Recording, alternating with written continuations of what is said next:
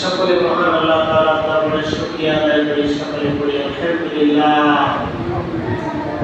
যে মহান রব্বুল আলামিন আমাদেরকে দয়া করে মায়া করে আল্লাহ পাকের ঘরে নিয়ে এসে বসার তৌফিক দান করেছেন। মহান আল্লাহ রব্বুল আলামিন আমাদেরকে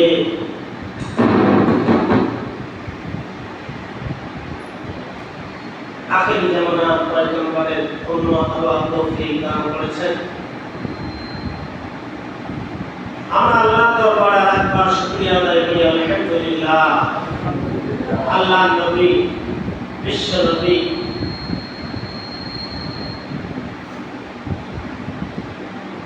সাইয়্যিদুল মুরসালিন, সাইয়্যিদুল আম্বিয়া, খাতামুন নবিয়্যিন, আমাদের নেতা বিশ্ব নেতার সাথে দরুদ পড়ি সাল্লাল্লাহু আলাইহি ওয়াসাল্লাম। তো আসলে আমরা সকলে হলাম মরণশীল, আমরা সকলে মরে যাব। এর উপরে যদি কথা আমি বলতে চাই,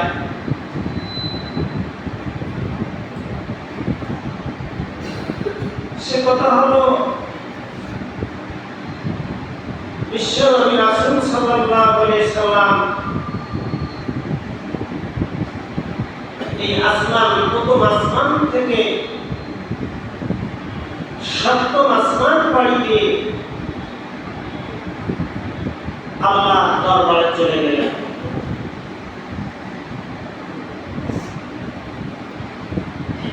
সেখানে গেলেন,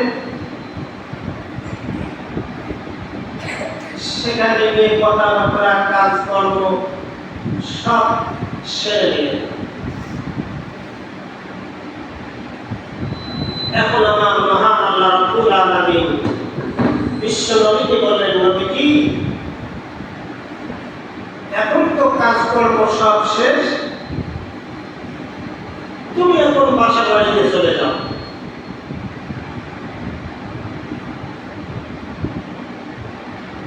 আমার প্রিয় ভাইরা, আল্লাহর নবী বিশ্ব নবীজি দুহাত দুখানা চোখের মধ্যে দিয়ে কান্না করে, হাত দুখানা দিয়ে চোখ দুটো চেপে ধরে কান্নাকাটি শুরু করে দিলেন। কাঁদতে কাঁদতে অস্থির হয়ে গেলেন। বিশ্ব নবীর কান্না থেকে মহান আল্লাহ রাব্বুল আলামিন ডাকতে বললেন, নবীজি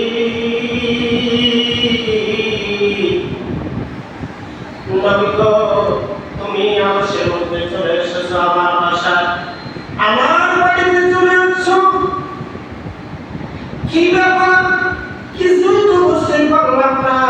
কাজকর্ম শেষ হয়ে গেল, তোমাকে আমি অর্ডার করেছি তুমি বাসা বাড়িতে চলে যাও। নবী গো, কেন তুমি কান্নাকাটি করতেছো? তার কারণ কি, তার মানে কি? নবীজি, আপনি যদি কান্নার কথা আমাকে করে করে বলতেন, আমি মহান আল্লাহ রাব্বুল আলামিনের একটা ব্যবস্থা গ্রহণ করতাম। সুবহানাল্লাহ। নবীজি কান্নাকাটি করতেছে, হাওমাও করে চোখের মধ্যে হাত দুখানা দিয়ে চেপে ধরে কাঁদতেছে। আল্লাহ বললেন, হাত নামাও, তুমি কান্নার কথা বলা বাদ করো।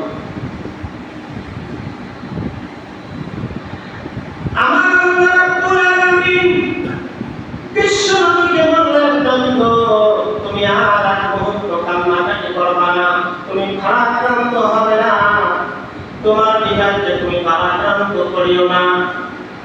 আমি আল্লাহ রাব্বুল আলামিন আমার পার্লামেন্ট থেকে আমি আল্লাহ তোমার উপরে এই কোরআনুল কারীম নামক কিতাবখানা নাযিল করেছি।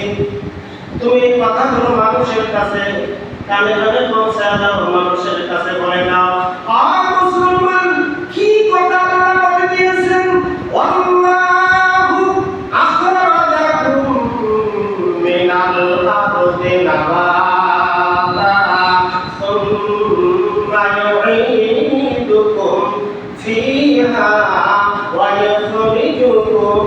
ইখরাজা সুবহানাল্লাহ পড়ে দেখুন